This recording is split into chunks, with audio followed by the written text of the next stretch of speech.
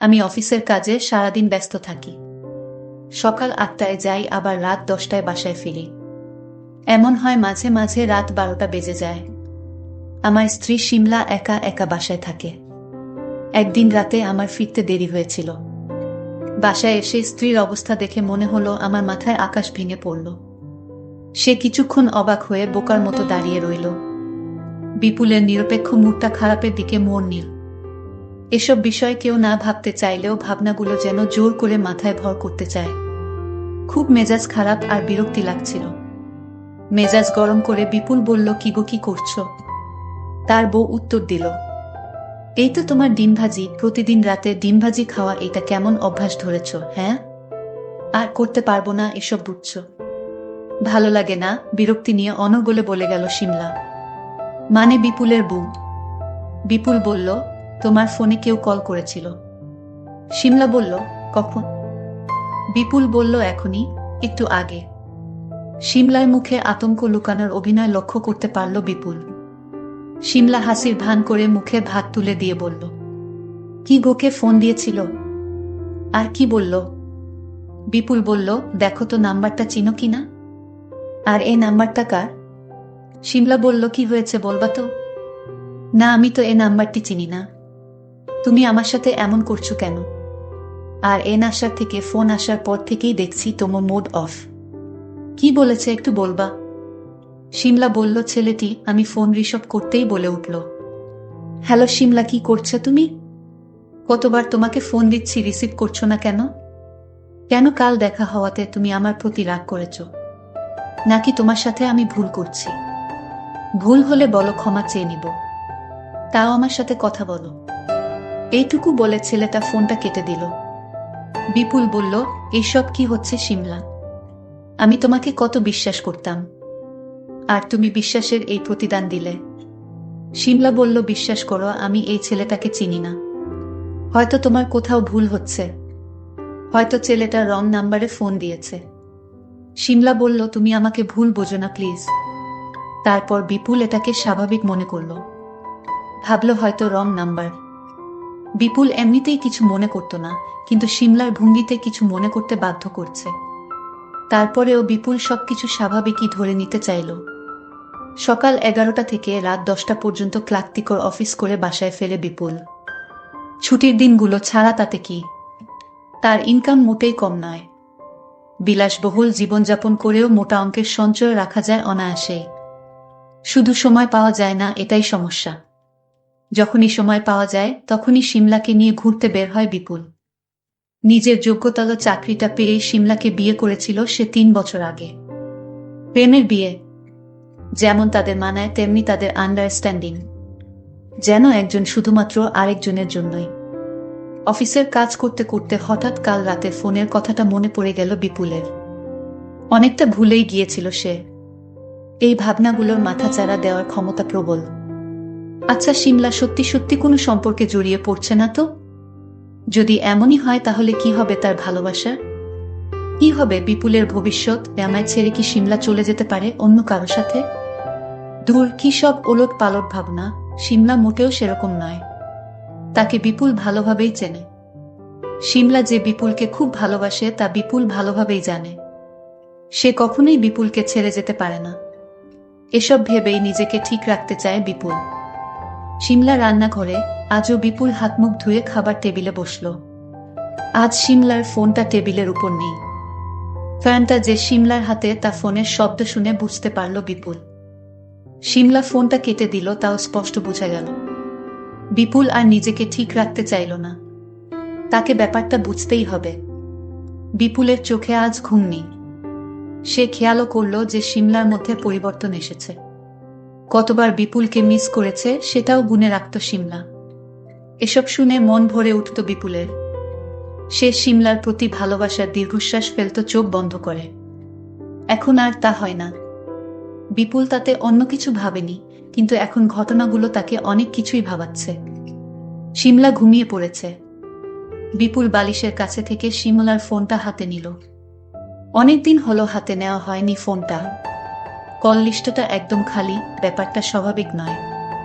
ইনবক্সে গিয়ে আটকে গেল বিপুল। ছেলেটার নাম রমশেদ খান। রমশেদ খান আর শিমলার কিভাবে পরিচয় হলো তা বোঝা যাচ্ছে না মেসেজগুলো দেখে। আগের অনেক মেসেজই ডিলিট করা হয়েছে।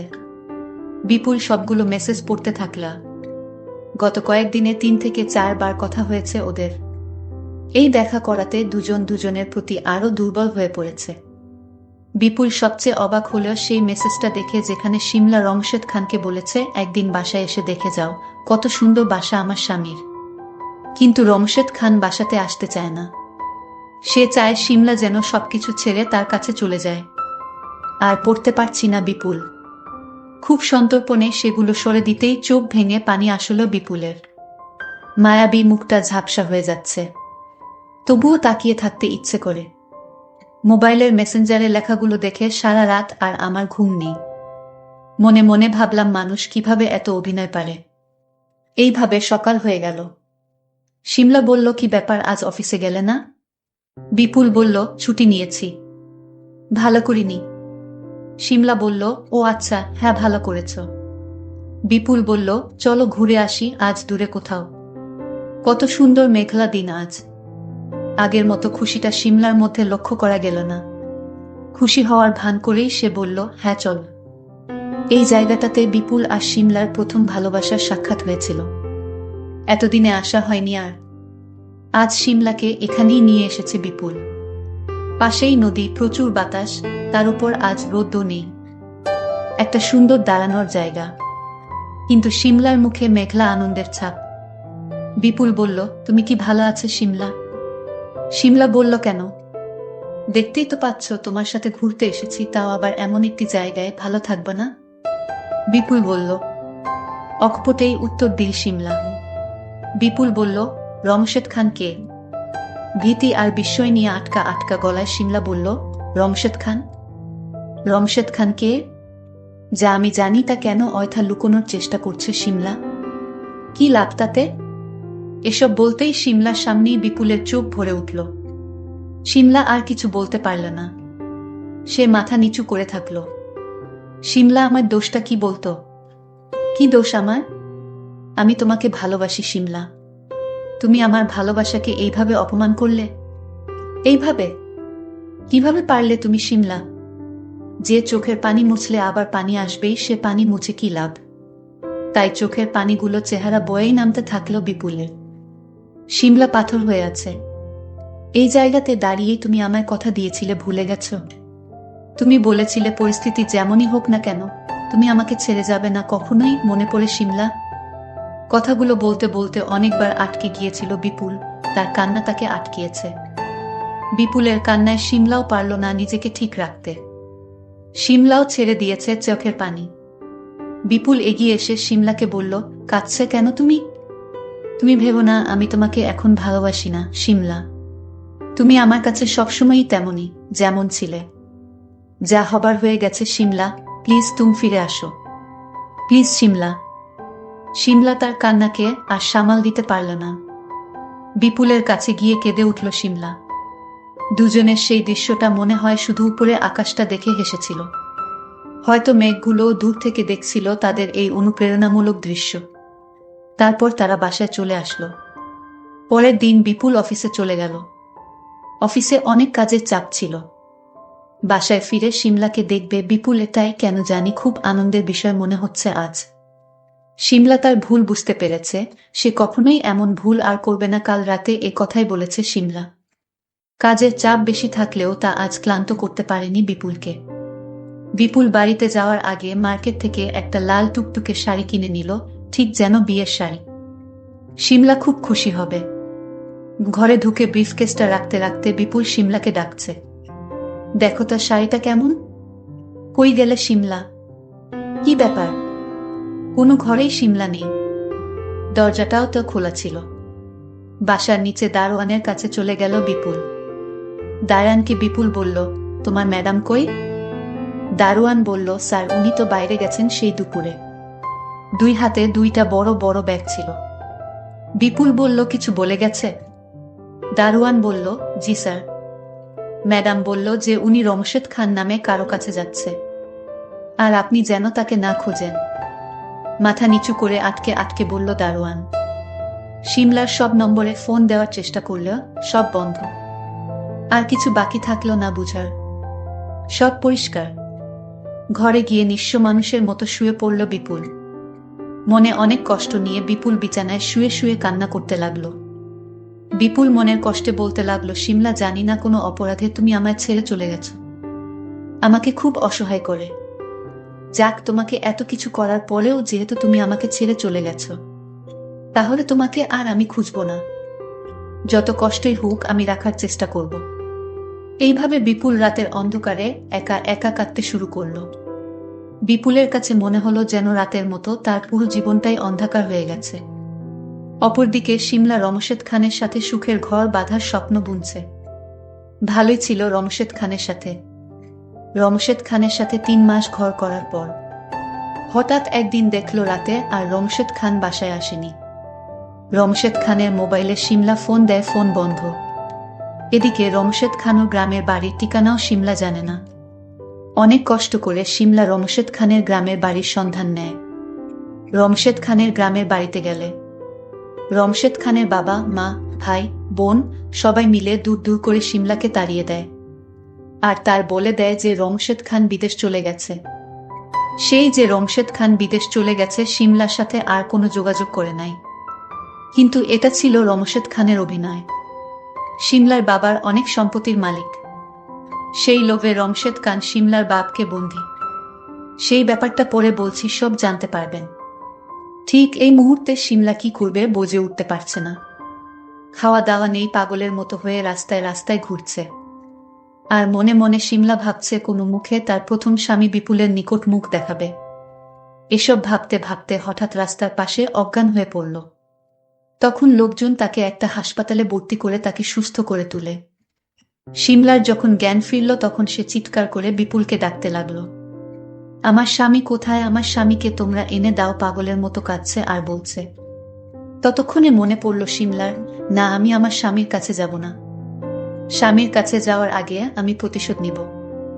আমার সাথে যে প্রতারণা করলো তার শাস্তি অবশ্যই পেতে হবে। শিমলা থানায় গেল, রমশেদ খানের বিরুদ্ধে জিডি করল। রমশেদ খানকে পুলিশের কর্মকর্তারা তাকে নোটিশ দিল। রমশেদ খানকে জেলে যেতে হলো। এই দিকে শিমলা নিজের কাছে হেরে গেল। শিমলা নিজেই ওপারে চলে গেল। তার স্বামী বিপুল তাকে খুঁজতে লাগলো। হঠাৎ দেখল তার শিমলা লাশ হয়ে রাস্তার পাশে পড়ে রইল। বিপুল চিৎকার দিয়ে কাঁদতে লাগলো আর বলতে লাগলো, তোমার সমস্ত অপরাধ আমি মেনে নিতে পারতাম শিমলা, তুমি কেন চলে গেল আমাকে ছেড়ে? হঠাৎ লক্ষ্য করলাম শিমলার হাতের মুঠোয় একটা চিঠি। বিপুল চিঠিটা হাতে নিয়ে দেখল চিঠিতে লেখা ছিল, তুমি আমায় ভুল বুঝো না, আমি কোনো অপরাধ করিনি। রমশেদ খান আমার বাবার সম্পত্তির উপর লোভ ছিল, তাই সে তোমার সাথে ব্যবহার খারাপ করতে বাধ্য করেছে রমশেদ।